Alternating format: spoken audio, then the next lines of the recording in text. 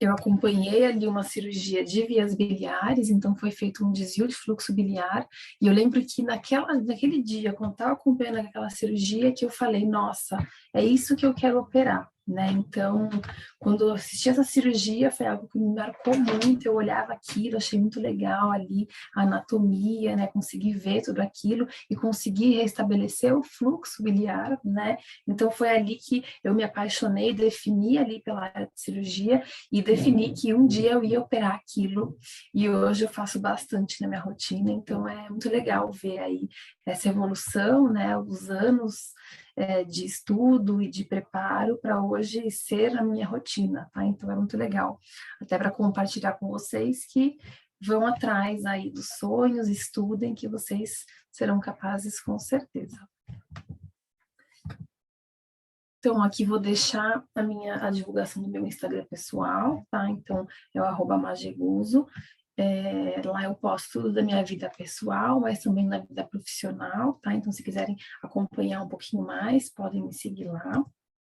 E também vou deixar aqui o arroba, né, do Cirurgião Clivepa, né, o QR Code aí da página do Instagram do Cirurgião Clivepa, que é onde todos os nossos cursos de cirurgia são divulgados, então a gente tem cursos menores, né, temos até parceria aí com vocês para divulgação de cursos intensivos, a gente também tem cursos maiores, cursos de técnica cirúrgica, temos a nossa pós-graduação e também a gente tem curso avançado de cirurgia. Então, aí para todas as etapas de aprendizado, a gente tem opção de curso. E vocês, né, por estarem aqui, a gente vê que tem um interesse, né, em aprender, em estudar. Então, se tiverem vontade aí de vir aqui para São Paulo, né, não sei se todos são aí de Jaguariúna, né, mas é próximo, então venham que serão muito bem-vindos. Então, para começar e falar, né, primeiro sobre as vias biliares, a gente precisa pensar na anatomia, né? Então, para quem gosta de cirurgia, quem quer ser cirurgião, a anatomia vai do lado, né? Porque tem que andar ali muito próximo e a gente tem que saber tudo de anatomia. Por quê? Porque se a gente tiver algo de acordo ali com o que a gente espera, ok. Mas e se a gente for operar algum paciente e a gente se deparar com alguma alteração, né, algo diferente? Então, nessas situações, se a gente souber como é o normal, como deveria ser, a gente vai conseguir aí continuar a cirurgia, dar sequência, porque a gente vai estar entendendo o que está acontecendo na região, tá? Então, a anatomia, ela precisa sim, precisa estudar bastante anatomia, porque não tem como ser cirurgião sem gostar de anatomia. Tá? Então, para começar, né, vamos falar aí sobre o fígado inicialmente, tá? Por que do fígado? Porque a vesícula biliar, ela é inserida, né, ela tem uma aderência ali entre os lobos do fígado, tá? E quando a gente fala no fígado, o fígado ele tem uma superfície parietal, que é a porção que é em contato lá com o diafragma, tá? Então, o fígado é um órgão que fica abaixo aí do gradil costal.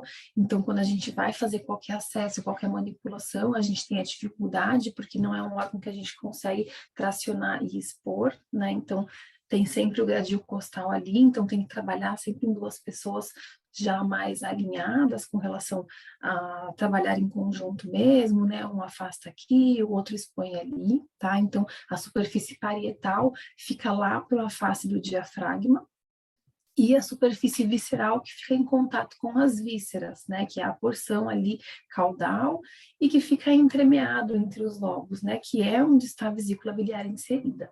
Tá? Então, o fígado ele é dividido em 6 lobos, vou mostrar para vocês certinho cada um desses lobos, tá? E a gente encontra a vesícula biliar entre o lobo medial direito e o quadrado, tá? Então, quando a gente abrir uma cavidade, né, às vezes é um pouco difícil de identificar os lobos hepáticos, porque uns deles são mais profundos, outros mais laterais, né, mas quando a gente identificar a vesícula biliar, a gente sabe, né, ela está inserida sempre entre o lobo medial direito e o quadrado, tá? Então, quando a gente bater o olho ali, achei a vesícula biliar, eu sei que o lobo à esquerda é o quadrado e o lobo à direita é o medial direito, tá? Então, ela é fácil de ser identificada nessa posição. E a irrigação da vesícula biliar, das vias biliares extrahepáticas, né, como um todo, é pela artéria cística, que é um ramo ali que vem da artéria hepática, então é um ramo vascular bem importante, tá? Então, quando for fazer qualquer manipulação dessa região, a gente precisa tomar cuidado e não ter uma ruptura aí desse vaso. Mostrando aqui a anatomia do abdômen de uma forma geral, né? Então vejam que nessa imagem a gente não tem o fígado, né? Aqui o fígado estaria localizado mais ou menos aqui nessa posição, né? Então o fígado está removido aqui dessa imagem, mas o legal é mostrar aqui, né? A parte vascular, o que que importa, né? Esse ramo aqui, que é o primeiro ramo que sai ali da aorta abdominal, que é a artéria principal, que irriga aí os órgãos do abdômen, é o tronco celíaco, né? A artéria celíaca. E dela sai um ramo que vai irrigar aqui o estômago, o baço e também a artéria hepática, né, que é quem vai irrigar aí o fígado e dela vai sair o ramo que irriga a vesícula, tá? Então vejam que é tudo muito próximo, né? Então o vaso ele vem de um outro principal, então sempre que a gente for manipular fígado, vesícula, na verdade todos os órgãos do trato digestório como um todo, a gente tem que manter a nossa dissecção, manipulação somente regional aquilo, tá? A gente não quer nunca lesionar nada que está um pouco distante, né? Porque se a gente ligar um vaso que está, sei lá, 1 centímetro mais para o lado, a gente pode lesionar alguma estrutura adjacente devido à proximidade. Então, aqui mostrando a anatomia do fígado, né? Agora sim, temos o fígado aqui numa imagem. Então, da esquerda para a direita, a gente tem o lobo lateral esquerdo, o lobo medial esquerdo e o lobo quadrado. Vocês conseguem ver minha setinha, né? Meu lobo quadrado. Depois a vesícula biliar inserida. Ainda para ver a setinha sim. Tá ótimo, obrigada. Depois a gente tem o lobo medial direito, o lobo lateral direito e o lobo caudado. O lobo caudado é tudo isso daqui, ó. Vou desenhar para vocês. Tudo isso que dá a volta. Então, tudo isso aqui é o lobo caudado. Por isso que a maioria dos autores considera, né, que o fígado tem 6 lobos, tá? Mas este lobo caudado, ele é dividido em duas porções. O processo caudado do lobo caudado, que é essa porção aqui, e o processo papilar do lobo caudado, que por mais que ele dê a volta aqui abaixo da vascularização, né, a gente tem estrutura aí em cima, né, então não é um lobo que a gente conseguiria tirar inteiro tracionando, por exemplo, porque temos todas essas estruturas aqui em cima, ele é uma coisa só, tá, esse lobo. Então tem alguns autores que consideram 6 lobos hepáticos, outros consideram como 7, tá? Na rotina, isso não importa muito quantos vão considerar, o importante é você saber quais são eles, tá? Então, às vezes é difícil a gente pensar, nossa, tá falando um monte de nome, mas se a gente tiver o fígado, né, a gente vai ter 2 lobos laterais, um de cada lado, 2 lobos mediais, o lobo quadrado com a vesícula biliar aqui e um lobo mais profundo, né, que é o processo caudado aqui do lobo caudado, tá? Então é bem fácil a gente pensar indo na sequência, tá? Então esse lobo, o lobo caudado, ele é bem profundo, é o mais difícil de fazer uma cirurgia, porque tem que expor bastante coisa, ele tá bem próximo aí da veia cava caudal, da veia porta, né, dos grandes vasos do abdômen, tá? Então a gente torce para nunca que for operar um fígado tiver alguma alteração nele, que é mais difícil de acessar. Mas mesmo independente de qual lobo for acessar, né, do fígado, ou se for uma cirurgia de vesícula, ainda assim a gente tem o gradil costal recobrindo, né, esses órgãos, então a exposição ela é um pouco mais limitada mesmo, tá? E aqui mostrando a artéria hepática comum, né, que dela sai a artéria cística, que é quem irriga a vesícula, tá? Então a vesícula biliar ela é inserida aqui, ela existe uma aderência natural dela entre o lobo medial direito e o lobo quadrado, tá?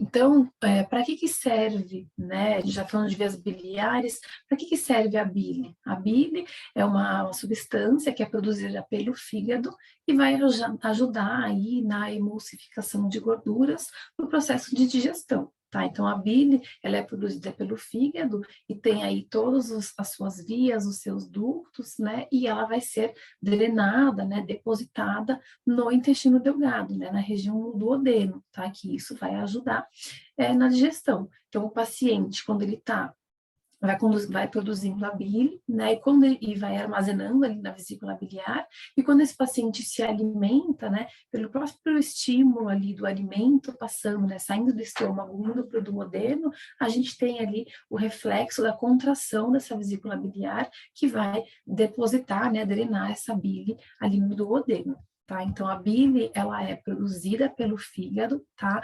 Na região dos canalículos biliares, que são estruturas que ficam entre os hepatócitos, né, as células hepáticas. Então, a gente consegue ver, ó, que vem ramos bem fininhos das extremidades e vão indo para a região central, tá? Isso dentro de cada um dos lobos, né, que tem aqui os ductos interlobulares. E quando chega aqui nessa porção, né, desembocando nesse ducto central, todos esses que desembocam aqui nessa parte central são os ductos hepáticos, né, que geralmente vem um de cada lobo. Então, a bile foi produzida lá, vai por cada lobo, né? Vai por cada um dos ductos hepáticos para essa região central e vai subir ali para a região da vesícula biliar, que vai fazer somente o armazenamento, tá? Então, a função da vesícula biliar é o armazenamento da bile, tá? Então, é isso que a gente vê aqui dentro do fígado, né? Todo esse trajeto aqui que eu falei para vocês, são as vias biliares intrahepáticas, tá? Então, é o processo que ocorre, que geralmente a gente não vê, né? Então, quando a gente pensa em cirurgia aí das vias biliares, a gente pensa em cirurgias das vias extrahepáticas, tá? Então, aqui, mais dessa região central, tá? Porque tudo esse restante aqui tá dentro do fígado, a gente não tem acesso, igual mostra aqui na imagem. E aí mostrando, né, agora sim, as vias biliares extrahepáticas, que são o que a gente vai precisar intervir, tá? Então, mostrando aqui a vesícula biliar, né, aderida no fígado, nos lobos, a gente vê aqui o ramo arterial, né? Então, a vesícula biliar, ela tem uma porção, o fundo dela, né, que é a porção mais cranial, e ela vai afunilando. Quando ela começa a afunilar, é a região que a gente chama do colo da vesícula biliar, e conforme ela continua afunilando aí para ir para esse ducto central, a gente chama de ducto cístico. Tá? Então, o ducto cístico, né, esses nomes são importantes agora, tá, pessoal? O ducto cístico é o que vai levar a bile da vesícula biliar para esse da parte central aqui, né, que é o ducto biliar comum. Tá? Então, a gente consegue aqui ver na imagem. O ducto biliar comum, por que ele chama isso? Porque é a parte central comum, né, a todas as desembocaduras, né, de todas as porções. Então, tem o ducto cístico que desemboca nele, mas também chegam os ductos hepáticos, né, vindo aí de cada um dos lobos, que foi o que a gente acabou de comentar, tá? Então, chegando aqui no centro, essa bile vai sendo levada ali para a porção final, né? Então, passou daqui, a gente vai ter já a desembocadura, né, do porção final aí do ducto biliar extrahepático, que é o colédoco, tá? Então, o colédoco é essa porção final aí que vai desembocar, né, vai levar essa bile para o intestino delgado na região da papila duodenal maior. Tá? Então, a papila duodenal maior vai desembocar, é o orifício, né, a passagem do colédoco para o intestino, para o duodeno, tá bom? E é importante a gente saber a anatomia, porque sabendo da anatomia, quando a gente for operar, a gente vai conseguir identificar facilmente, né, a região alterada, a gente vai conseguir também facilmente conversar com, por exemplo, o ultrassonografista que fizer o exame, né, porque se ele mandar o laudo assim para vocês, alteração, então cálculo em ducto biliar. Qual é o ducto biliar, né? Então, você tem que perguntar qual porção, né? Porque ducto biliar podem ser todos esses, né? Pode ser o cístico, podem ser os hepáticos, pode ser o biliar comum, pode ser o colédoco, né? Então, aí a importância de estar alinhado e conseguir entender a anatomia e questionar exatamente o posicionamento dessa alteração, por exemplo, porque isso vai ajudar a definir a técnica cirúrgica que a gente vai fazer. Então, aqui mais uma vez mostrando, né, cada um dos ductos hepáticos chegando aqui nessa região central, que é o ducto biliar comum.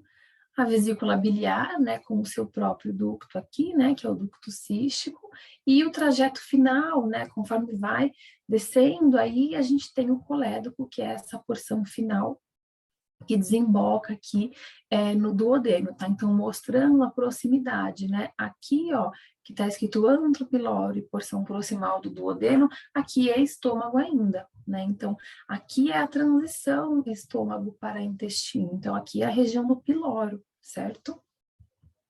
E aí, 1 ou 2 centímetros, né? Um pouquinho mais caudal, quando começa o duodeno, que a gente tem a abertura aí da papila duodenal maior. Tá? Então, nela, no gato, vai ser drenado também o suco pancreático, né? As secreções pancreáticas, né? Então, essa imagem aqui que a gente vê do lado, a gente vê a abertura da papila. Então, a parte verdinha é o colédoco desembocando e o outro orifício que tem aqui é o ducto pancreático desembocando na mesma papila, tá? Então, no gato é assim, no cão, geralmente, o colédoco desemboca na papila duodenal maior e tem a papila duodenal menor que vai desembocar o pâncreas, tá? Esse é um detalhe importante, até para a gente pensar na apresentação, nas alterações que o cão e o gato têm quando tem essas alterações, tá? Então, mais para frente, a gente vai falar sobre isso.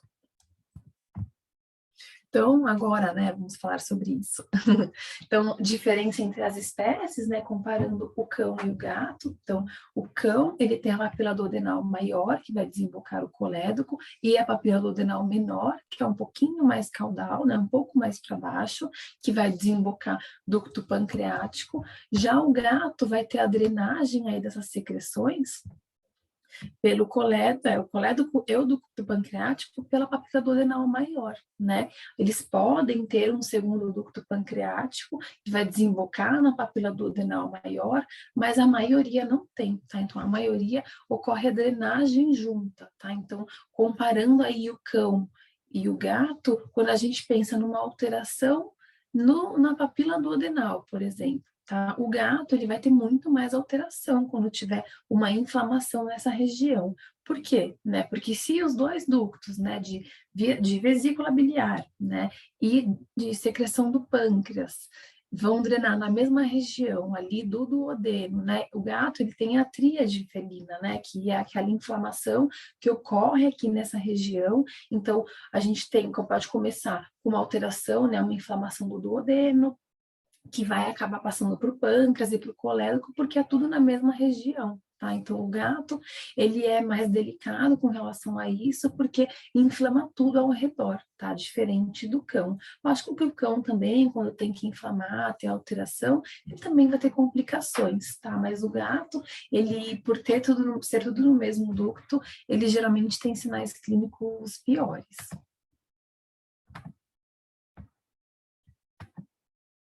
Então, aqui mostrando, a gente já falou da anatomia, né? Então, essa paciente tinha uma vesícula biliar normal, mas mais para a gente conseguir comentar aí sobre a anatomia, né? Então, às vezes fica difícil de identificar, né? Porque vejam, aqui a gente está com um afastador dos dois lados, mão afastando caudalmente, a gente colocou gase ou compressa atrás do fígado para conseguir ter essa exposição. E veja, a gente está vendo só uma das porções aí, a gente não conseguiu expor o órgão todo, tá? É aí a dificuldade mesmo que a gente encontra nessas cirurgias, tá? E mesmo assim, com tudo isso afastado, o que a gente consegue identificar aqui? A vesícula biliar, tá? Então vejam que nem todos os lobos hepáticos eles estão aparentes, né? Então quando a gente vê a vesícula biliar aqui, a gente sabe que do lado esquerdo a gente vai ter o lobo quadrado e do lado direito a gente tem o lobo medial direito, tá? Então a gente bate o olho, a gente sabe quais são esses lobos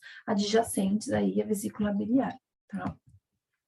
Aqui mostrando uma imagem, né, de videocirurgia, né, mostrando que linda essa imagem, que a gente consegue ver bem, né, a vesícula biliar, o ducto cístico, né? E no meio dessa gordura aqui paralela ao ducto cístico, né, entremeada aí nela é a artéria cística, né? Então, essa visualização é só por videocirurgia, nem com cirurgia aberta a gente consegue uma visualização tão perfeita quanto essa, tá? Então, é bem legal, hoje já tem se indicado, já tem pessoas fazendo videocirurgia na veterinária, né? E algumas das alterações de vesícula a gente pode aí indicar por videocirurgia, que é muito menos traumático, tá? Então, é algo que nos próximos anos aí vai explodir muito, né? Tá todo mundo se capacitando aí para começar a fazer, mas a gente já tem disponível.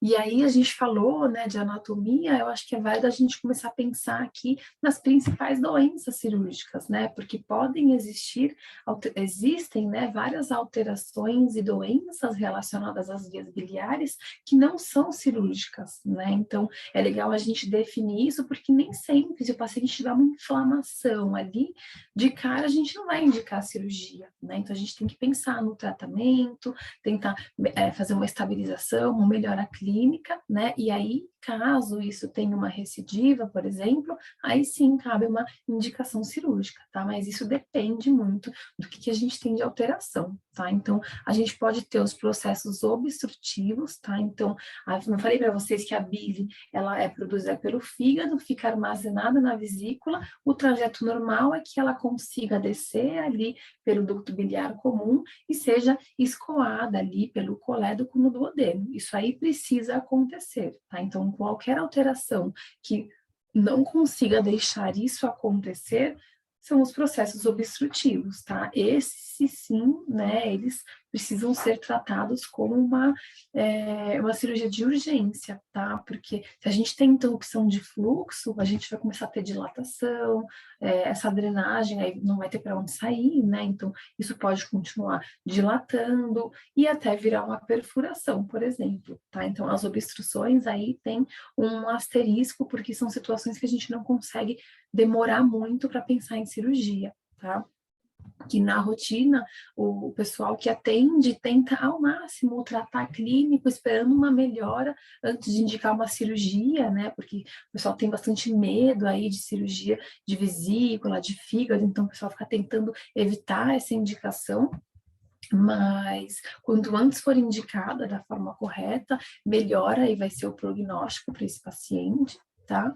Uma outra opção aí de doenças cirúrgicas, né, um outro bloco, são quando a gente tem ruptura ou perfuração, essa sim, né, uma vez que diagnosticada que tem uma perfuração ou ruptura de vias biliares, a gente precisa tratar como uma emergência, tá? Porque essa bile aí extravasando no abdômen, ela vai gerar uma peritonite, né, uma inflamação aí desse abdômen, uma peritonite química, né? Então, a peritonite biliar, ela vai corroendo aí os tecidos, então, uma vez diagnosticada, tem que operar, assim, o quanto antes.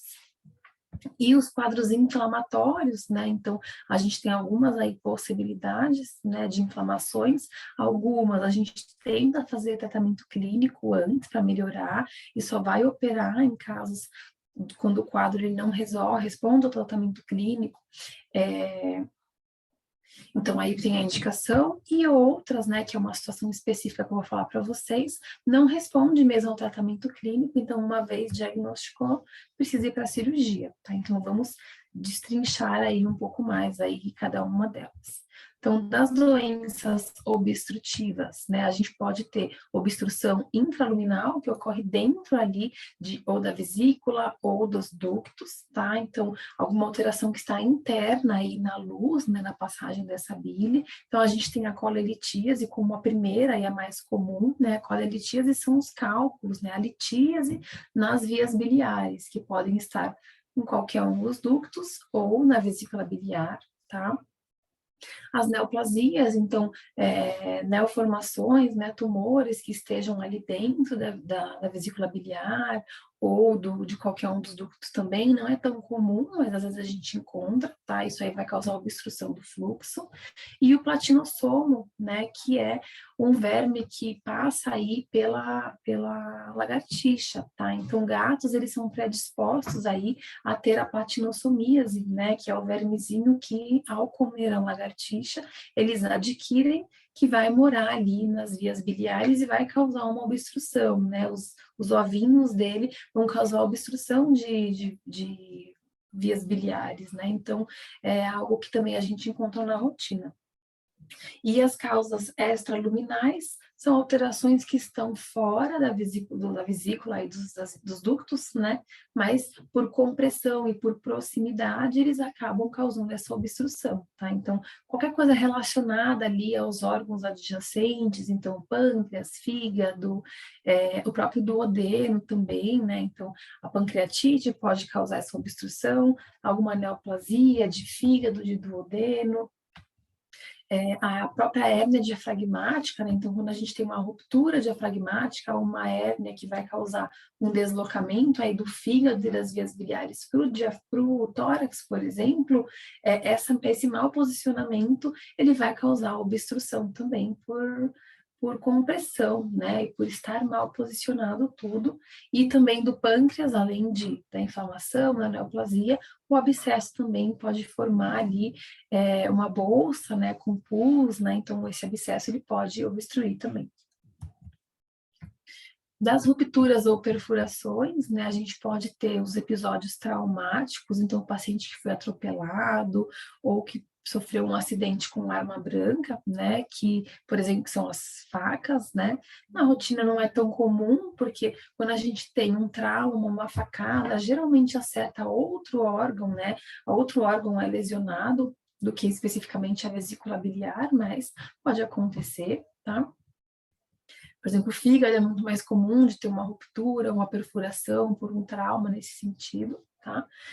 E a forma iatrogênica que é causado por nós mesmos, tá? Então, por compressão, então vou operando ali, eu quero ver se a vesícula está drenando, né? Eu vou lá, aperto, né? Comprimo essa vesícula no transoperatório e ela rompe a minha mão. Isso pode acontecer, ou às vezes no pós-operatório, né? Por conta de inflamação, tecido mais friável, pode romper também, tá? E aí, além disso, né, existe uma doença chamada colecistite necrosante, né, que começa aí com uma inflamação, né, a colecistite é a inflamação na vesícula biliar, mas por ter bactérias, né, sendo elas as principais, a E. coli ou a Klebsiella, elas vão causar uma necrose da parede da vesícula biliar. Tá? Isso vai levar a uma ruptura, uma perfuração, que gira uma peritonite química na região e evoluir para uma peritonite séptica grave, né? Então, as bactérias, elas tomam ali a região, começa a fazer a corrosão ali dos órgãos adjacentes, então, essa é uma situação de ruptura que a gente tem que operar o quanto antes também, tá? Para que remova ali a causa, né? Faça a colecistectomia, por exemplo, e faça a lavagem desse abdômen também. E as doenças inflamatórias também, né? Então, a gente tem as doenças propriamente ditas, sendo a mucocele que mais temos, né? É a mais comum, tá? Então, a mucocele é o quê?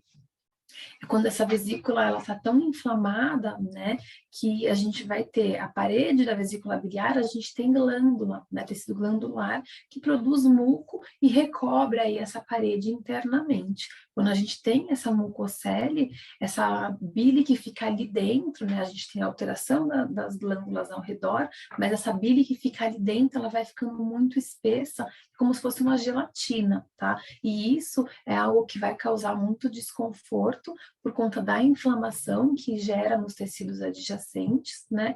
E essa bile também tá tão densa, né? Tá tão gelatinosa que ela não consegue ser drenada ali no duodeno, tá? Então, talvez seja a doença que eu mais opero hoje em dia, porque a mucocele, os pacientes com endocrinopatia, né? Então, paciente com hiperadreno, às vezes diabetes, hipotireoidismo, eles são predispostos, tá? Ele tem 9, 10 vezes mais predisposição a ter uma mucocele, né, essa alteração aí de vesícula, do que um paciente que não tem uma endocrinopatia, né? Então, vira e mexe, diagnostico hiperadreno, vai avaliar a vesícula, por exemplo, e aí encontra a mucocele, e aí essa tem que operar, tá? A mucocele não tem aí o que conversar, o que tentar melhorar clinicamente, tá? Você consegue melhorar o estado geral do paciente para que ele entre numa cirurgia melhor, né, dessa inflamação e da dor, mas é uma doença que não vai ter tratamento, não vai responder ao tratamento clínico, tá?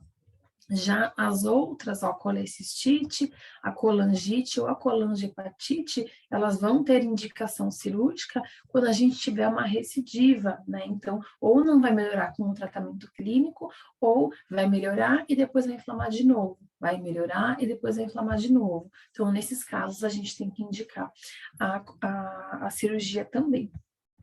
E outras inflamações, né, podem causar obstrução do fluxo também, né, gera por conta de um edema, por exemplo, transoperatório, então é uma inflamação que vai gerar uma obstrução por conta do edema, então a gente tem que ficar de olho aí nessas situações também, para ver se não tem que ou operar, né, se não foi um paciente que operou, mas isso pode acontecer depois de uma cirurgia disso, né, então tem que monitorar se isso vai melhorar, se esse edema, se for algo inflamatório, ele tende a melhorar, né? Mas tem que fazer essa avaliação também.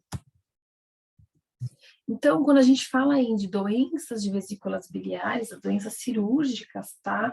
A gente tem aí como histórico manifestações clínicas principais, sinais e sintomas ali, manifestações clínicas, né, na verdade, intermitentes, tá? Elas podem vir e voltar, né, depois parou de ter um tempo e retornar de novo, tá?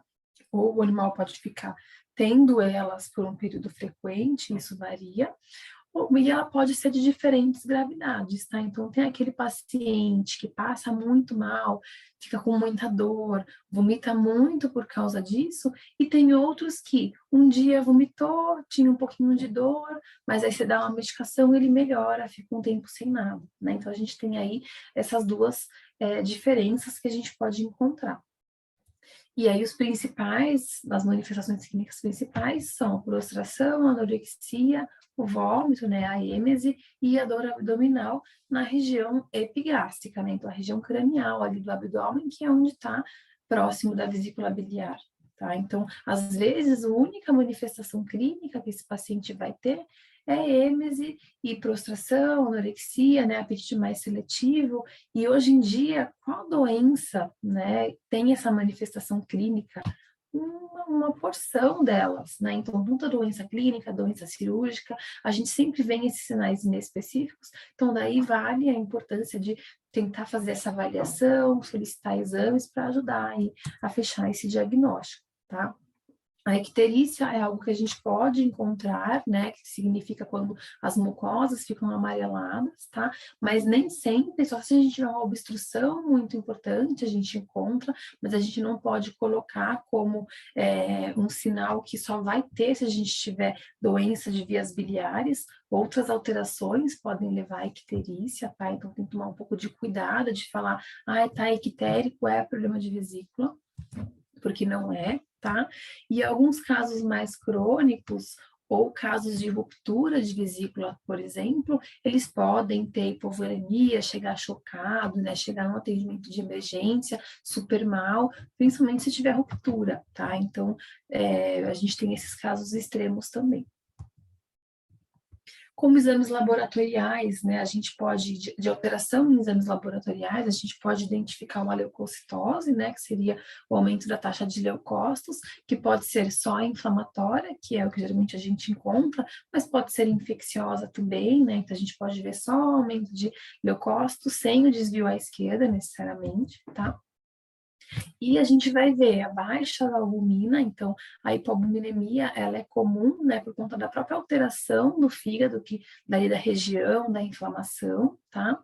A gente vai ter aumento de ALT e FA, que são as enzimas hepáticas, então por conta aí, as enzimas de extravasamento aí do fígado, elas estão bem aumentadas aqui para esses pacientes, tá, de alteração, então não é um aumento de 200, 300, geralmente são aumentos importantes de 1.000, 2.000, vendo aí a falha, né, da produção ali, da drenagem dessa bile produzida dentro do fígado para essas regiões, e a gente pode ter o aumento do colesterol também, né, visto que o paciente endocrinopata, ele é mais predisposto, né, a endocrinopatia e o aumento do colesterol andam ali ligados, mas também tem paciente que esse aumento daí do colesterol, do sangue, pode predispor aí uma alteração, vai desregular aí todo o metabolismo, e eles podem ter cálculo nas vias biliares por conta disso, tá? Então, às vezes a manifestação viu cálculo lá,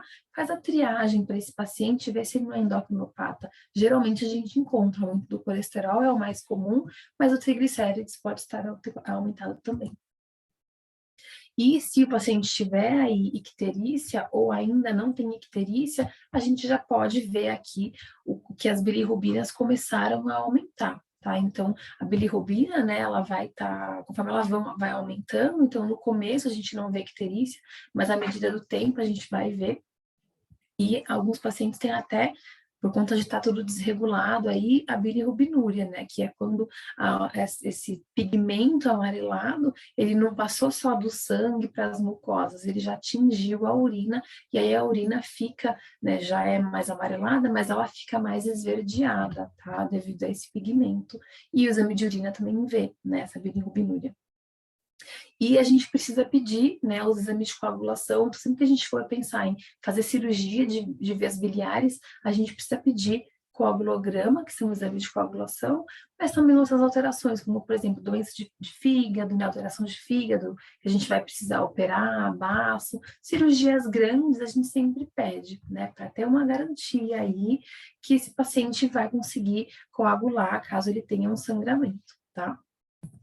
Mas, né, eles estarem normais, esses exames, né, que são os tempos de coagulação, não significa que esse paciente não vai ter nenhum problema, tá? Porque a alteração nesse exame, ela é tardia, tá? Então, estar normal não significa que não está alterado, porque pode ser que ainda não alterou o exame, tá? Mas já tem essa alteração, visto que os fatores de coagulação, eles são produzidos pelo fígado também, né? Então, às vezes não alterou o exame ainda, mas já está comprometido, tá?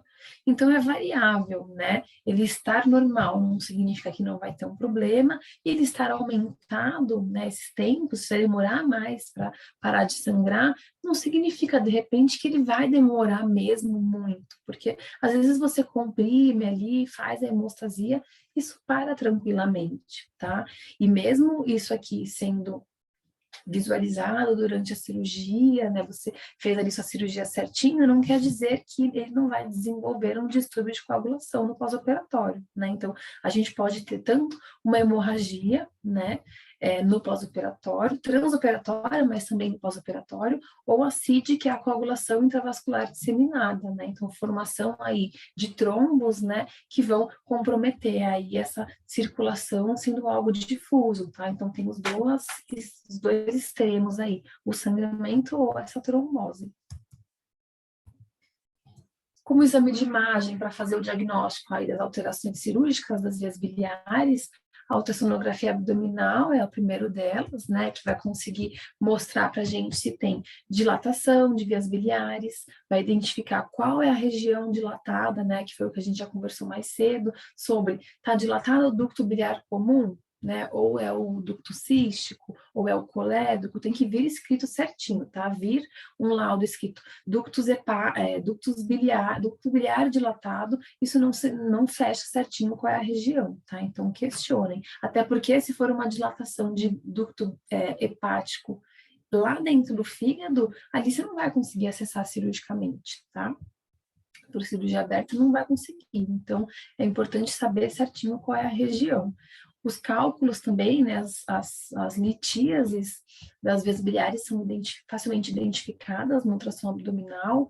Se a gente tiver mucocele também, que é a alteração que a gente já conversou, também é bem visível, né, bem clássico, a imagem encontrada. Também consegue ver algumas neoplasias. E se tem peritonite, né, então se é uma região que está tendo inflamação crônica, porque tem um processo acontecendo, é comum a gente ver a peritonite. Então, ao redor ali dessa região vai estar inflamado, e isso ajuda a gente a ver se é uma peritonite só regional ou se é do abdômen todo, e aí a gente vai conseguir definir por aí se é algo que de repente está rompido, e definir uma cirurgia mais antecedência, ou algo que dá para esperar, tá? Então, geralmente, é um exame que traz praticamente todas as informações que a gente precisa saber. Tá? Então, a tomografia também é um exame ótimo, né, que a gente poderia pedir, mas qual que é o problema? Ele tem baixa disponibilidade, né, principalmente com relação ao horário. Primeiro que nem todo local hoje tem a tomografia disponível, mas às vezes o horário, né, não é compatível, então esse paciente ele vai passar mal, né, sempre aquele horário que não tem exame, né, então se às vezes uma ultrassonografia abdominal já é difícil, imagina uma tomo, né, então, ainda mais se for um caso emergencial, às vezes a gente não tem tempo de esperar 1, 2, 3 dias ou uma semana para fazer a tomografia, tá, mas seria um exame ótimo se a gente tivesse fácil acesso. A radiografia ela é pouco conclusiva nesses casos, então a gente nem pede, tá? A radiografia do abdômen. E o AFEST, que é o ultrassom rápido abdominal ali, feito na internação, ele é ótimo para casos que a gente tem suspeita de ruptura, né, da vesícula biliar, por exemplo, que a gente vai fazer ali essa imagem na hora e vai conseguir fazer uma abdominocentese, né, então coletar esse líquido para fazer essa análise e ver se tem bile livre nesse líquido, né, então vai fazer a bilirrubina pareada do sangue do paciente e o livre no líquido, que se tiver bem aumentada a do líquido, provavelmente está rompido, e aí a gente já vai entrar cirurgia o quanto antes. Aqui mostrando o que é uma mucocele biliar, né? Então, na imagem ultrassonográfica é isso que se vê, né? Então vejam que a parede, né, ao redor da vesícula biliar, ela tá aqui com dessa coloração, né? Ela tá hipoecogênica, e a região central, né, a gente vê que tem um tecido, uma secreção, né, um conteúdo mais denso, né, então esse sinal aqui pode ser chamado de sinal estrelado, vesícula estrelada, ou sinal de kiwi, né, tem alguns ultrassonografistas que falam que a vesícula parecendo um kiwi, que é isso aqui, seria a mucocele biliar, tá, independente do nome que chama, isso aqui é clássico de mucocele, tá, então a gente vê a parede, que é a parte glandular alterada, e a porção interna, que deveria ser fluida, a gente deveria ter que enxergar vesícula biliar com tudo, a secreção com uma coloração escura, né, que é como a gente vê o líquido no ultrassom. E aí não, a gente vê denso assim, tá? Então aqui fecha o martelo que é mucocele biliar e tem que operar. Então, agora vamos falar especificamente de cirurgia, né? As possíveis técnicas cirúrgicas aí das vias biliares. Então, a gente tem 4 possibilidades quando fala aqui de cirurgia de vias biliares. Então, a primeira é a colecistectomia, tá? Talvez a que seja mais realizada hoje, tá? Que consiste na ressecção, na remoção da vesícula biliar, tá? Então, cole, né, colecisto, né, é relacionado a vias biliares, tá, da vesícula biliar, e a ectomia é a ressecção aí dela, tá. O segundo é o desvio de fluxo biliar, então quando a gente não conseguir ter fluxo de bile, a gente não pode tirar a vesícula biliar, a gente tem que fazer a colecistoenterostomia, que consiste em pegar a vesícula, né, e suturar ela aberta, criar uma comunicação entre ela e o intestino, tá? Então é a colecistoenterostomia, mas também chamada de desvio de fluxo, tá? A coledocotomia consistiria na incisão na região do colédoco, tá? Para retirar o cálculo, por exemplo, e depois suturar, tá? Na rotina ela não é tão realizada, porque geralmente o colédoco não está dilatado, né? Ou está um pouco, mas não é nada muito dilatação importante que a gente vai conseguir ter um espaço grande para fazer uma sutura delicada, tá? Então vocês viram na imagem lá, vou mostrar aqui do paciente mesmo, o colédoco é uma estrutura muito fininha, né? Então, se a gente pensar em fazer uma incisão nele, abrir, né, e fechar com uma sutura, a gente precisa de um microscópio aqui, tá? E não é rotina para a gente fazer isso, tá? E a colecistotomia consiste em abrir a vesícula biliar, tirar o cálculo e suturar, tá? É igual a cistotomia, né? Mas a gente não faz essa técnica, não é recomendada por conta do risco de extravasamento, ruptura da vesícula, tá? Então, a gente não faz na rotina também, tá? Então, a gente comentou aqui as possibilidades, mas as duas que a gente vai conversar mais hoje é a colecistectomia e a colecistoenterostomia, que está aqui, né? Então, a diferença, né? Quando que eu vou escolher uma e quando eu vou escolher outra, tá? Então, quando eu removo a vesícula e quando eu faço aí a comunicação da vesícula com o intestino, a gente vai avaliar isso olhando o colédoco. Tá? Então, se o colédoco estiver patente, né, o que significa, se ele conseguir fazer a drenagem de bile para o intestino, aí a gente vai tirar a vesícula. Tá? Então, se o problema for só lá na vesícula, tudo bem eu tirar ela, tá? Porque está tendo drenagem, que é o que importa, né? Agora, se o colédoco não estiver patente, né, não conseguir fazer a drenagem de bile ali para o intestino, então, se tiver uma alteração ali regional, eu não posso remover essa vesícula biliar, eu vou ter que fazer uma abertura nela e suturar, comunicar ela com o intestino para manter essa passagem de bile, se não está vindo por baixo, vai ter que ser criada por cima. Tá? Então, a gente já vai explicar aí os detalhes, mas isso aqui tem que ficar muito claro, né? Porque uma cirurgia, a gente tem, talvez precise, né, em alguns casos, talvez a gente vai para fazer uma cirurgia e tem uma intercorrência e a gente precisa optar pela outra cirurgia, né? E a gente tem que estar preparado aí para realizar as duas, dependendo da causa, né? Então, aqui é mais comum da gente conseguir definir ali na hora especificamente qual das duas a gente vai realizar, são os cálculos, né, de vias biliares. Então, a colelitíase é uma situação que, mesmo que eu tenha um cálculo parado ali no colédoco, eu posso, às vezes, abrir o intestino, canular esse colédoco, né, empurrar, deslocar esse cálculo lá para a vesícula biliar, e aí, se eu conseguir fazer isso, eu vou remover a vesícula sem nenhum problema, tá? Mas, se eu não conseguir, aí talvez eu precise fazer o desvio de fluxo, tá? Então, isso é importante de ser avaliado ali na hora. Então, para fazer a remoção da vesícula biliar, né, as principais indicações, então, são as colelitíases, né, os cálculos que a gente já falou, quando a gente conseguiu deslocá-los ali para cima, tá? Então, cálculos grandes, geralmente eles não migram, eles ficam parados ali na vesícula, tá?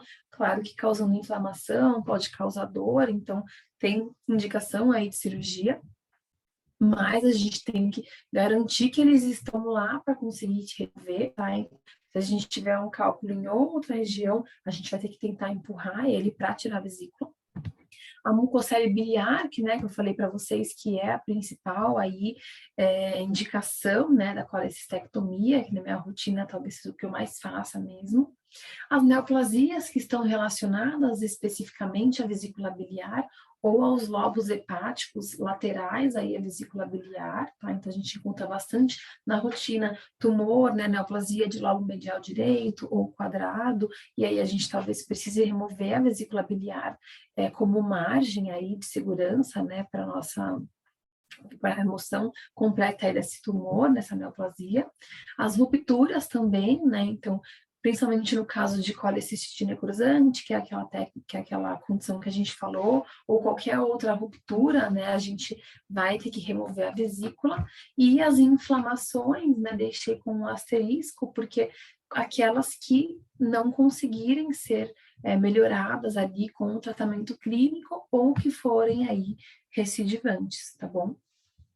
E aí, o que eu falei para vocês do detalhe, eu tenho que saber, tenho que ter certeza que o colédoco está patente, tá? Logo eu vou explicar como que a gente visualiza e tem a certeza, a garantia que o colédoco está funcionando. Então, ó, mostrando aqui, né, um esquema de livro. E no livro a gente tem a falsa impressão que é uma cirurgia super tranquila, ó, porque vejam aí, você vai pegar a vesícula, você vai descolar, né, dissecar ela do fígado, vai tracionar aqui até a região, né, do ducto cístico, vai fazer a oclusão, a ligadura, e ok, acabou a cirurgia. Em si, né, descrevendo aí grosseiramente, é isso que a gente faz, tá? Mas qual que é o problema? Eu não falei para vocês que a vesícula ela tem uma aderência normal no fígado? Então, sempre que eu for soltar aqui essa aderência, a gente vai gerar um sangramento ali na região, tá? Então, essa dissecção tem que ser bem cuidadosa, né, devagar, e a gente, claro, tem que ter todos os exames, o coagulograma desse paciente e ir com cuidado, né? Por quê? Porque aqui, quando a gente solta essa aderência, né, essa região que a vesícula é aderida, ela chama fossa hepática, né? E quando a gente solta essa aderência, a gente está visualizando bem a fossa hepática, e dali vai sangrar e sangra difuso, tá? Não sangra de uma região pontual, de um vaso, sangra ao redor de toda essa região, né? De toda a fossa hepática. E aqui não tem como a gente pensar e ligar ou cauterizar. Aqui a gente só vai comprimir e esperar parar de sangrar. Tá? Então, parece algo simples, mas tem alguns pacientes que eles sangram bastante, né? Por isso que a gente fala de pedir sempre os exames de coagulação, porque eu tenho que ter maior chance ali de ter certeza que esse paciente vai conseguir parar de sangrar rapidamente, né? Porque aqui não tem muito o que fazer a não ser a compressão, tá? Então, vai dissecar ali, soltar a vesícula de um lado, vai comprimir essa região, coloca uma gazezinha ali e espera, vai soltar aí o outro lado, tá? Com cuidado aqui, até que a gente chegue na região do ducto cístico, tá? Então, a artéria cística passa aqui ao redor, tem que ir dissecando com cuidado para a gente não romper ela, tá? E quando eu chegar aqui embaixo, a gente vai fazer a ligadura aí do ducto cístico e da artéria cística em bloco, né? Juntos, tá bom? Aqui na imagem mostra, né, canulando aqui a papila duodenal maior, que a gente já falou ali antes, no começo da aula, onde ela está localizada, tá? Então, quando a gente começar essa cirurgia, é aqui na manipulação que a gente vai ter certeza, né, se está funcionando aqui esse ducto, né? Se o colédoco está conseguindo drenar a bile para o intestino, tá? Então, uma das formas de avaliar isso comecei a soltar a vesícula, né? Na própria manipulação delicada que você faz ali. Se a vesícula começar a murchar, significa que está tendo o escoamento, a drenagem dessa bile no intestino, tá? Então, essa é uma forma de avaliar. A outra palpa ali a região do colédoco, né? Ainda mais se tiver, o paciente tem colelitíase, né? Tem os cálculos ali, palpa a região. Às vezes, palpando, você consegue sentir que esse cálculo, ele tá móvel, né? Então, às vezes, você consegue ir por fora mesmo, delicadamente, empurrar ele lá para cima da vesícula, tá? E aí, remover a vesícula, tá? Então, ali você consegue fazer essa avaliação, você vai ver se ele tá muito dilatado, né? Se ele tiver muito dilatado, as vias ali para cima dele estiverem muito dilatadas, provavelmente não está tendo a drenagem, tá? Então, faça essa avaliação, mas se precisar, abre o intestino, tá? Então, faz uma enterotomia aqui, né? O acesso no intestino duodeno, né? Mais especificamente, para conseguir olhar a papila duodenal e entrar com uma sonda fininha dentro do ducto colédoco, tá? E aí, aqui sim, conforme conseguiu entrar, né? Você pode ir devagarzinho empurrando para tentar deslocar esse cálculo, né? Se for o caso, ou fazer um flushing, né? Que é pegar essa sondinha vai ficar acoplada ali, vai pegar uma seringa e vai devagar, né? Dando uma apertadinha ali nessa seringa com soro para fazer essa lavagem e empurrar esse cálculo lá para cima, tá? Mas aqui é muito cuidadoso, tá? Não tem nada aqui, igual a gente faz lá no paciente com cálculo vesical, né, cálculo em uretra, que aí o pessoal fala lá, pode apertar, né, para tentar deslocar para a bexiga. Aqui não, tá, gente? Sem fazer força excessiva, senão rompe e aí lascou.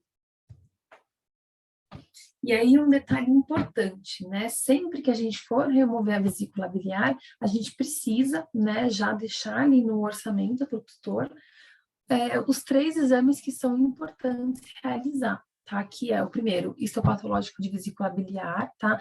Mesmo que a gente não esteja suspeitando de neoplasia, né, seja uma mucocele ou seja cálculo, tem que mandar para o histopatológico, né? Na verdade, assim, tudo que a gente remover do nosso paciente, a gente vai mandar para o histopatológico sempre, tá? histopatológico do fígado, então a gente vai precisar fazer biópsia de um fragmento ali do fígado e mandar também, porque tem muitos processos de alteração de vesícula e fígado que estão associados, tá bom? E também a cultura de bile, né? Podem ter bactérias aí nessa bile que vão levar aí uma inflamação maior, né? Vão precisar, de repente, de mais antibiótico, um outro antibiótico nesse pós-operatório. Então, sempre façam os três, tá? Para fazer a cultura de bile, quando vocês removerem a vesícula e mantiver ela pinçada com uma pinça, quando você acabou a cirurgia, você vai soltar essa pinça, você vai pegar um suave com meio de cultura, né, passar ali nessa bile, né, por dentro da vesícula biliar e mandar para essa cultura, tá? E antibiograma, claro, se crescer bactéria, para fazer a avaliação aí dos antibióticos. E aí aqui, se eu estou na dúvida, né, que está tendo drenagem ou não por esse colédoco, a gente vai canular a papila duodenal, tá? Então, sempre que necessário, façam, tá? Coleríase são a principal indicação, né? Então, os cálculos que param aqui, né? Então, a gente sempre vai abrir o duodeno e tentar empurrar isso para cima, tá? Nunca vai abrir a vesícula e tentar empurrar para baixo, tanto que o orifício, né, como ele caminha aí pela parede do intestino, ele é menor, né? Então, o orifício da papila ele é menor do que o colédoco quando ele se dilata, então a gente não consegue empurrar de cima para baixo, né? Tem que ser aí de baixo para cima, e sempre palpem a região antes, né? Para você ver se isso está, sentir se está muito grudado ali na região, aderido na parede ou não, tá? Então, aqui mostrando, ó, a sondinha entrando aqui bem na papila duodenal, ó.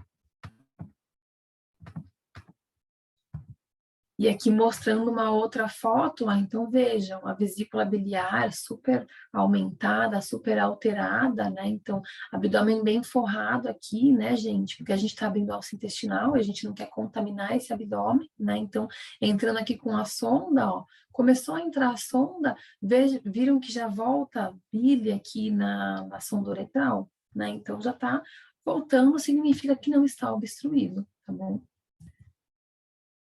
E aí aqui é a situação que geralmente a gente encontra na rotina. Isso aqui é uma mucocele biliar, tá? Então, vejam que a vesícula está super aumentada, está super firme, né? A coloração aí, ela tá até mais um verde diferente, né, do que a gente encontra. E ela é firme, parece uma pedra, tá? Então, quando a gente olha, né, a primeira impressão que dá é que a gente conseguir, se a gente colocar uma agulha, a gente vai conseguir drenar essa secreção, mas não dá para drenar, tá? Porque a bile tá uma gelatina lá dentro, tá? Então, a gente tenta manipular com cuidado, porque tá tudo tão firme que se a gente manipular também com mais força, a gente vai rasgar também a vesícula ou ali a região do ducto cístico, tá? Então aqui vejam, ó, afastador, mão de auxiliar, com certeza tem compressa ali, algo para tentar deslocar isso caudalmente, e vejam que é um acesso abdominal, tá? A gente não, dentro do intracavitário, né? A gente não consegue expor isso para fora. Vejam que com muito custo, né? Depois que soltou a vesícula inteira, ela fica um pouco exposta, mas não é algo que a gente opera fora, né? A gente consegue trazer para fora, não é dessa forma, tá? E aí, uma vez que a gente conseguiu ali dissecar até a região do ducto cístico, vai passar o fio, né, por trás e fazer a ligadura com fio inabsorvível mesmo, pode ser, tá? Então, fio de nylon pode ser utilizado, mas na minha rotina eu comecei a utilizar o clipador, tá? Então, o clipador, né, é esse instrumental e a gente vai utilizar os clipes de titânio, né, para fazer a oclusão aqui desse ducto cístico. Então, eu não falei para vocês que é lá dentro, então, mais do que eu fazer meu nó, né, fora do abdômen e empurrar com o dedo lá dentro, é muito mais fácil a gente entrar aqui com esse instrumental, que ele é longo, ele vai estar ali com o clipezinho na ponta dele, então a gente vai entrar lá no fundo e eu vou simplesmente encaixar e apertar, né? Vou fechar o clipe e aí faz a oclusão, tá? É maravilhoso, tá? O clipador é muito bom para essa cirurgia, porque facilita demais, né? Então, quem já fez uma sutura aí num órgão intracavitário profundo sabe o quanto é difícil, né? E aqui a gente às vezes não tem espaço para empurrar e apertar lá dentro com os 2 dedos. Tá? Então, e a gente não pode puxar o fio, senão a gente rasga ali a região, né? Então tem que ir com cuidado se for fazer com o fio, mas o clipador ajuda muito, tá? Então aqui dá para ver, ó, 2 clipezinhos ficando ali que estão ocluindo a região do ducto cístico e a artéria em bloco, então facilita demais, tá? E além de facilitar para a gente, vai diminuir muito mais o tempo cirúrgico, o trauma, tá? Então é muito legal para quem começar a ter rotina aí de colecistectomia, adquirir uma clipadora. Aqui mostrando um outro caso, né? Então era uma mucocele, mas estava muito inflamado, tinha colecistite também, tá? Então a gente vê a vesícula bem alterada, né? Diferente das outras que estavam mais esverdeadas, né? Essa aqui já está mais escura, meio arroxeada, mais avermelhada. E o que é legal de ver nessa foto é, a gente tem aqui, ó, ducto cístico, certo? Isso daqui, ó, já é um ducto hepático desembocando aqui nessa porção, que essa porção aqui final é o ducto biliar comum, tá? Então vejam que eu comecei a soltar a vesícula biliar até a região do ducto cístico, onde eu vou parar essa minha dissecção? Quando chegar aqui um ducto hepático, tá? Então o meu limite é aqui mesmo, né? Se eu vier e fazer minha ligadura, minha oclusão aqui mais para baixo, eu corro o risco de pegar aqui esse ducto, tá? Que é relacionado àquele lobo hepático. Então, eu não quero comprometer ali o outro lobo, tá? Então, a gente vai vir aqui e fazer a ligadura nessa região.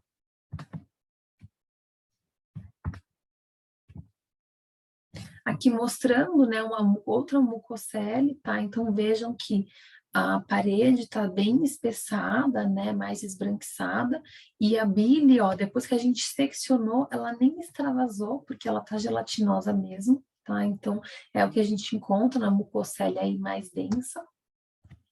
E aqui nessa outra, ó, a gente vê a bile já tem uma parte mais densa, uma parte fluida ainda, mas olha a parede da vesícula biliar, tá? Ela já tinha como se fossem uns nódulozinhos, né? As glândulas já estão totalmente alteradas aí dessa parede, né? Então, a gente aqui, principalmente nesse caso que tinha esse aspecto nodular, a gente mandou para o histopatológico, óbvio, né? Mesmo as outras a gente já mandou, mas aqui é a importância, né? A gente viu alterado, a gente vai documentar, vai fotografar, e aí precisa mandar para as devidas análises, tá bom? Não adianta nada eu virar e falar, ai, não, era uma mucocele mesmo, ó, esse aqui era uma mucocele, mas se não tiver um laudo comprovando, não quer dizer nada, tá? Então, mandem tudo para análise. Alguma dúvida de colecistec, escrevam aí no chat que depois a gente tira, tá? Mas agora a gente vai mudar o tema, tá? Então, a gente foi falando ali de condições específicas da vesícula, ou quando a gente conseguiu empurrar um cálculo, né, algo lá para cima, né, lá para a vesícula biliar, mas e quando eu não conseguir? Tá? Então, a gente vai precisar fazer a colecistoenterostomia, tá? Que consiste em... O enterostomia significa criar uma abertura no intestino, tá? Então, que é da vesícula com o intestino, que é o desvio de fluxo biliar, tá? E aí, que segmento a gente pode utilizar, né, intestinal para fazer isso? Ou o duodeno ou o jejuno, tá? A gente tem uma preferência maior em utilizar o duodeno por conta de ser mais cranial, né, mais anterior ali, e se a gente colocar no jejuno, a drenagem de bile vai ter passado todo o duodeno, né? Então a gente quer que a bile ajude ali a drenar a emulsificação do bolo alimentar no começo, assim que o alimento chega ali no intestino, tá? Então por isso que a gente acaba escolhendo o duodeno. Mas o duodeno tem também o pâncreas ali na lateral dele, né? Então a gente vai escolher uma região que não fique ali tão próximo do pâncreas, tá? Então, geralmente a gente faz essa comunicação nova aí no duodeno, logo depois que acabar ali a primeira flexura, né, e começar a porção que não está o pâncreas lateral, a gente já pode, geralmente escolhe essa porção, tá? E as indicações são para processos obstrutivos que a gente não consegue resolver, tá? Então, pode ser por cálculo que não migra, pode ser por neoplasia, às vezes a gente pode ter um nódulo, uma neoplasia, né? Um tumor ali na região, tá? Quando a gente tiver a ruptura do colédoco, então, por exemplo, comecei a manipular e rompeu o meu colédoco, o que que eu faço?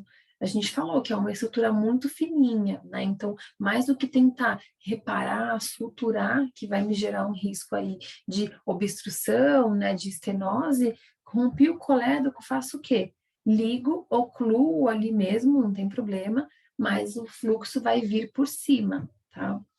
Mas, para a gente fazer isso, gente, a vesícula biliar tem que estar normal também, tá? Não adianta ela ter uma mucocele igual aquela forma que a gente mostrou que não vai ter nem como conseguir fazer essa sutura, tá bom?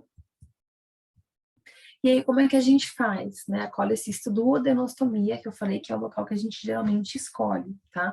A gente vai soltar a vesícula da fossa hepática, então é a mesma divulsão, a mesma dissecção que a gente fez ali na colecistectomia, tá? A mesma questão com relação ao sangramento, né, que vai ter da região, então a gente tem que comprimir ali para evitar que isso fique sangrando por muito tempo e atrapalhar ali nossa visualização. Então tem que ir devagar, né? E às vezes você tem que esperar comprimir para dar sequência, para que isso pare, você consiga dar sequência, tá? Então vai soltar a vesícula da fossa hepática e a gente vai tracionar o segmento do intestino, né, do duodeno, e levar o duodeno até lá em cima, né, até a região lá próximo da vesícula.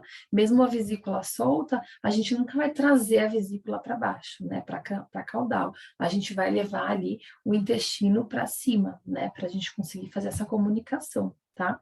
E aí a gente vai posicionar um do lado do outro, tá? E a gente vai precisar criar uma abertura de um no outro com a sutura, tá? Então, aqui como está mostrando na imagem, a gente vai fazer 4 planos de sutura, tá? 4 planos separados de sutura, tá? Então, o primeiro a gente vai manter vesícula e intestino ali do duodeno, né, fixados lateralmente um no outro. Então, a gente faz um plano de sutura ali, um padrão simples contínuo mesmo, para manter isso posicionado um do lado do outro, tá? Então, essa sutura, a gente não está entrando na luz de nenhum dos dois órgãos, a gente está englobando só as camadas externas do intestino e da vesícula. Então, o primeiro plano é isso que a gente faz, já mantém em posição. O segundo plano, aí sim, a gente vai fazer uma incisão no duodeno, incisão na vesícula biliar, né? Vai abrir eles dois. Aí sim, o primeiro plano o segundo plano é uma borda de um lado com uma borda do outro, né? Igual tá mostrando aqui na imagem, ó. Faz essa sutura contínua também, englobando essas duas laterais até acabar aqui na outra extremidade, tá? Então, esse é o segundo plano. O terceiro é a outra lateral, né? Então, finaliza o seu nó aqui e começa depois essa outra borda, que aí vai fechar essa comunicação, tá? E o quarto plano é igual ao primeiro, que é o outro plano externo, né? Englobando aí as camadas externas do duodeno e da vesícula biliar, né? Sem entrar na luz, igual o primeiro que a gente fez, né? Então, a gente tem 2 planos internos, né? E 2 planos por fora. Os planos de fora, né? Eles ficam realmente fazendo aí, ajudando, né?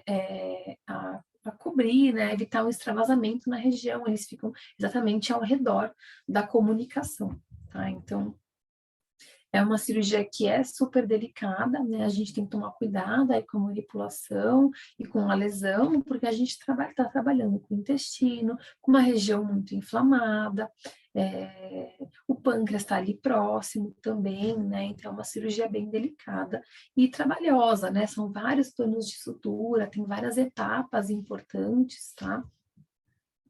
E aí aqui mostrando, ó, essa paciente, ela tinha dilatação importante das vias biliares. Então, lembra que eu mostrei para vocês o que era normal, né, lá no esquema? Isso aqui parece tem algo parecido com o que deveria ser normal? Não, né? Então, quando a gente olha aqui, ó, isso aqui é o ducto cístico, que está bem aumentado, né? E tudo isso aqui, ó, são os ductos biliares, o ducto biliar comum, já que quase, né, a porção final, isso aqui é praticamente o colédoco, né? Então, a gente tem aqui a porção maior, que está bem dilatada, mas isso daqui, ó, a gente já consegue, começa a ver aqui nessa região, ó, o duodeno, ó, na foto de cá está mais visível. Então, aqui a gente tem a gente tem aqui o duodeno, e essa porção aqui é o que está entrando na parede do duodeno, que é o colédoco, tá? Então, vejam como está dilatado, tá? A espessura dele é quase o tamanho da espessura aí do intestino, tá? Então, isso aqui está muito dilatado, tá? Essa paciente estava super ictérica, né? Porque estava obstruído aí 100% o colédoco dela, tá? Então, aqui não tenha dúvida, né? Está obstruído, a gente precisa desobstruir, então avalia se dá ali para manipular, né, para tentar canular, para desobstruir, mas geralmente gato, gente, que é o caso dessa paciente, eles estão tão inflamados ao redor que às vezes tentar sondar essa papila duodenal é um trauma maior, né, que vai gerar mais inflamação no intestino, nas vias biliares, no pâncreas, que às vezes não vale a pena ficar tentando ali, traumatizando, empurrando, né? É melhor já fazer o desvio de fluxo, tá? Porque fazendo, por mais que a causa ali da obstrução vai continuar aqui, por exemplo, que seja um cálculo, tá? Mesmo que ele saia daqui, como a gente criou essa nova comunicação, ele vai conseguir passar, porque a abertura que a gente vai fazer é uma abertura bem maior, tá? Então, a gente vê muito inflamado, a gente opta por não mexer, né? Só fazer o desvio e ok.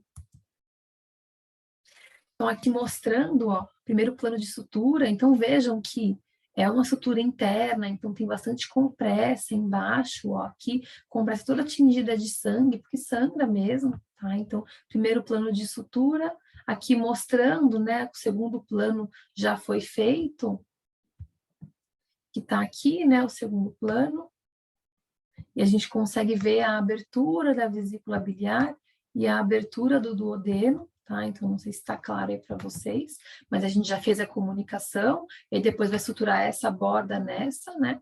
Uma sutura contínua, assim, ó.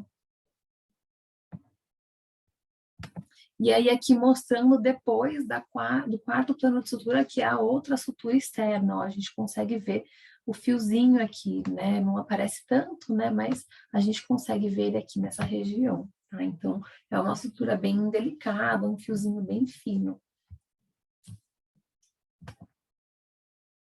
Aqui um outro caso, né? Então a gente, mesma coisa, ó, olha a quantidade de sangue que tem na região, tá? E é um sangramento difuso, não é um vaso principal que a gente vai conseguir comprimir, tá? Então é uma cirurgia que ela é bem cruenta, né? Ela é bem traumática, então esse paciente tem que ser monitorado porque eles podem sentir muita dor no pós-operatório, tá? Então aqui mostrando, ó, já tinha algum plano de sutura feito para lá, a abertura aqui dos dois órgãos, e aí aqui o aspecto final depois que terminou a sutura, tá? Então aqui fica uma abertura, né? Se a gente comparar com o colédoco, que seria algo mais fininho, né?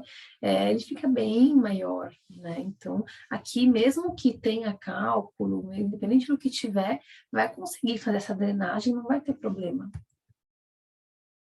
Certo, gente, das diferenciações aí, de quando indicar uma técnica ou outra, tá? Então, agora, o que é importante, né, a gente está mostrando ali, mostrei, né, as técnicas, quando escolher uma, quando escolher a outra, né? O pessoal tem muito medo aí de operar vesícula e não é para deixar de ter, porque são cirurgias que, por mais que a gente esteja ali habituado a fazer, a gente pode ter bastante complicação no pós-operatório, no trans e no pós-operatório, tá? Então, a gente já falou ali com relação à hemorragia, né, o sangramento que tem no transoperatório, ele é importante, tá? Então, a gente tem que garantir, antes de fechar esse paciente, que parou esse sangramento e monitorar no pós-operatório, né, a paciente internado, com ultrassom ali na internação, né, o FAST mesmo que seja, para ver se isso não vai voltar a sangrar, porque pode voltar a sangrar, tá? E às vezes precisa abrir de novo, ou avaliar se há algum distúrbio de coagulação e precisa fazer transfusão de plasma, por exemplo, tá? Mas o que a gente vê é que muitos dos pacientes, eles podem ter aderências, tá? Antes da cirurgia, né? A inflamação pode gerar uma cirurgia, uma aderência. Então, quando a gente vai para a cirurgia, tá uma coisa grudada ali em cima da outra, e a gente precisa soltar a aderência para dar sequência na cirurgia, né? Então, às vezes soltar a aderência é algo mais chato, e dependendo do quanto eu manipular, eu posso predispor a aderências também ali na região no pós-operatório. Então, se esse paciente precisar de uma outra cirurgia, de outra coisa que seja, talvez complique um pouco, tá? E as inflamações, né? Então, a manipulação vai gerar ali um trauma na região, por mais delicada que seja, mas elas podem acontecer aí no pós-operatório. Então, a peritonite, né?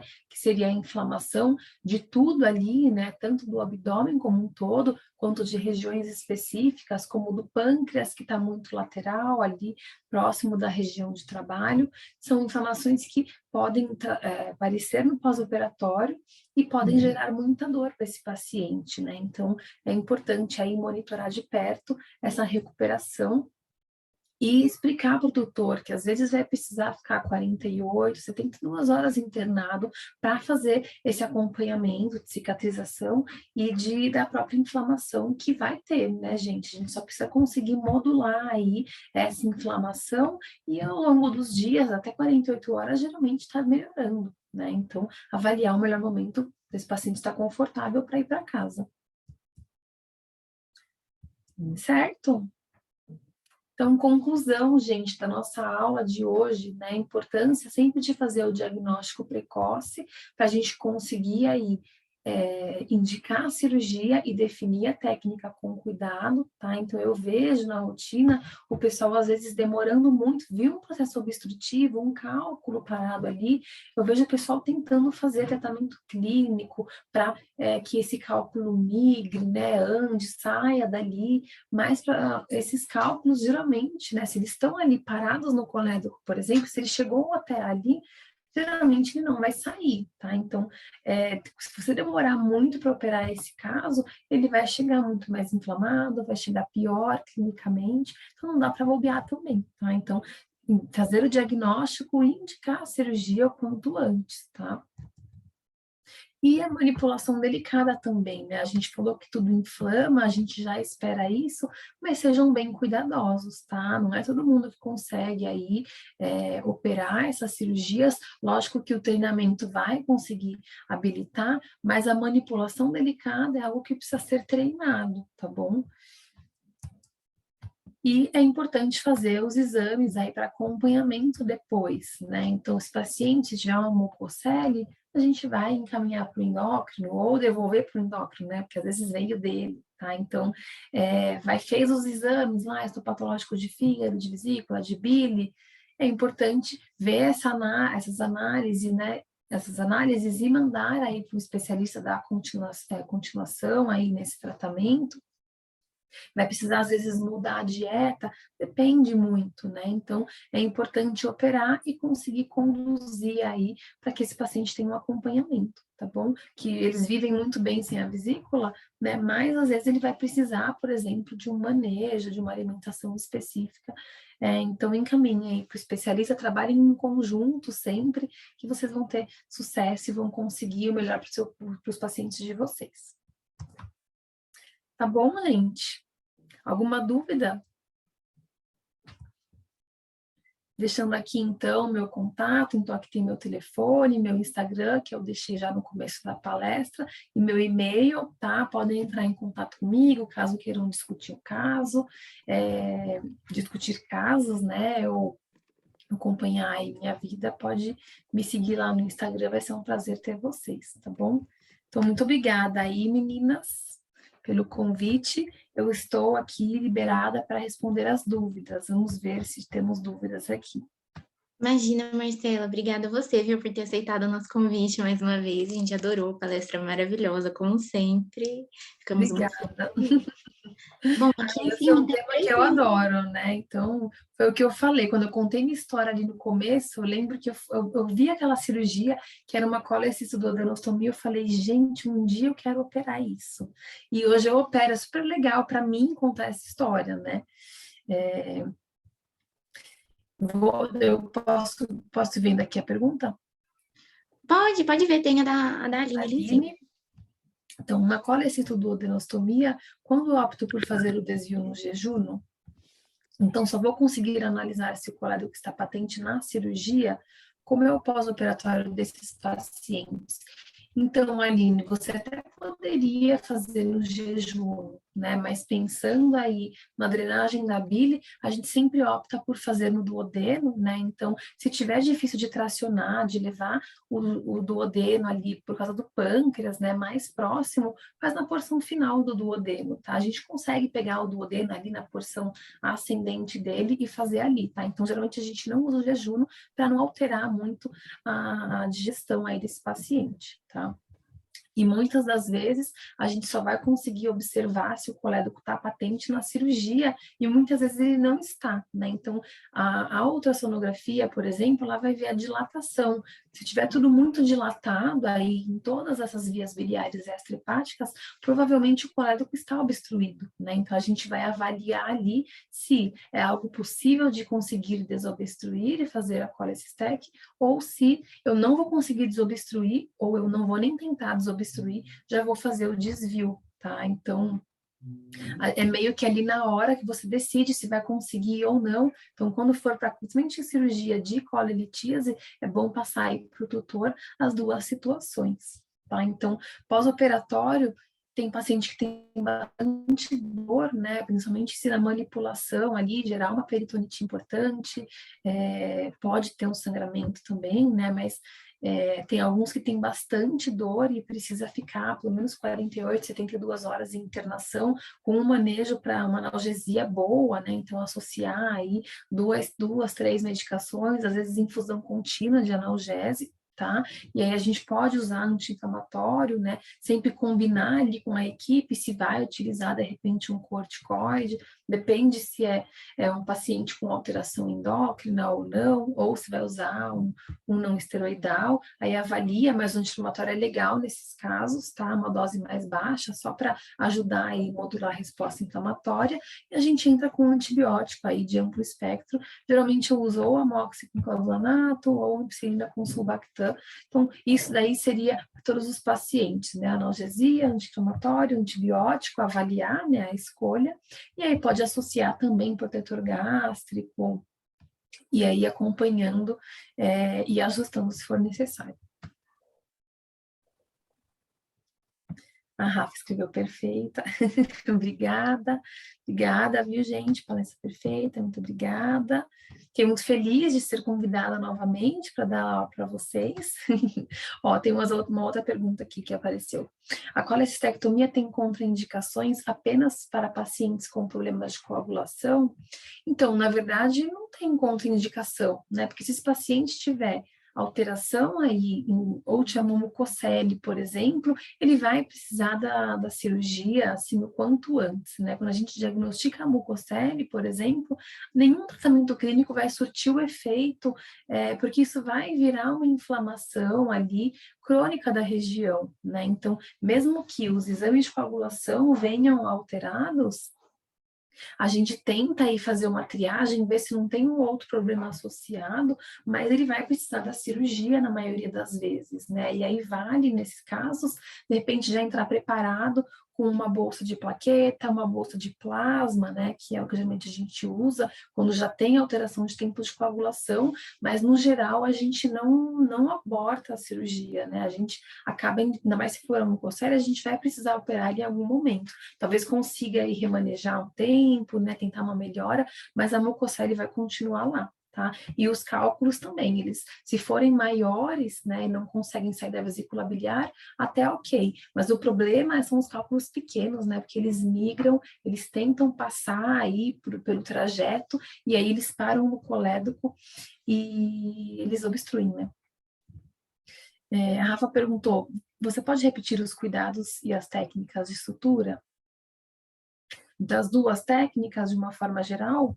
Então, a gente vai sempre fazer ali, ou é mais da colecistoduodenostomia? Bom, vou responder as duas opções, tá? Então, se a gente fizer a cholecystec, tem que tomar cuidado ali de não tracionar muito a nossa sutura, né? Porque a região do ducto cístico, ela vai estar dissecada e a artéria é paralela ali ao ducto cístico. Então, quando for ali passar o fio ao redor e fazer a ligadura, né? A oclusão desse ducto em conjunto com a artéria, a gente não pode tracionar muito, porque senão isso pode rasgar, tá? Então, tem que ter delicadeza nessa sutura. A gente pode usar fio de nylon mesmo, o fio não precisa ser tão fininho, né? Então, mas também não tão grosso, né? Então, o fio 2 zeros, 3 zeros, depende do tamanho do paciente, tá? Então, esse é o principal cuidado aí da cholecystec e da colecistoduodenostomia. A gente vai fazer com fios bem delicados, tá? Fiozinho de nylon, né? Sutura inabsorvível menos. Fios bem delicados, 4 zeros, 5 zeros, às vezes 6 zeros, tá?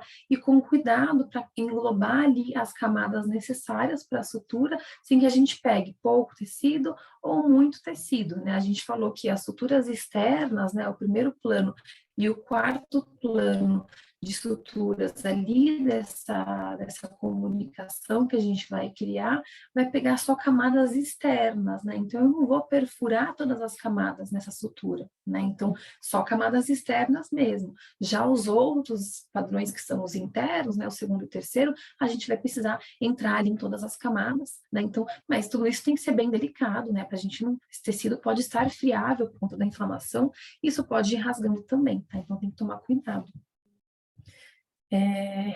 Respondi, Rafa? Depois você me fala. E quando tá sangrando, gente, o pessoal às vezes fala assim, meu Deus, tá sangrando muito, né? O que eu faço?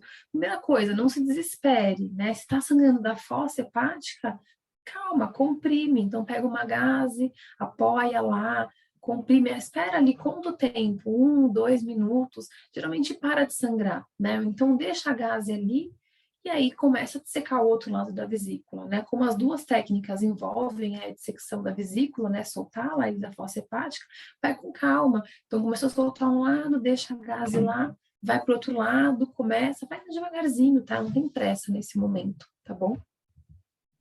Acho que esses são os principais cuidados também. Mais alguma dúvida, gente?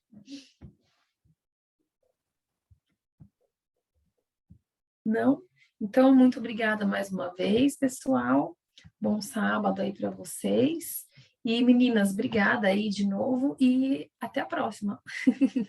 Obrigada, Má, muito obrigada.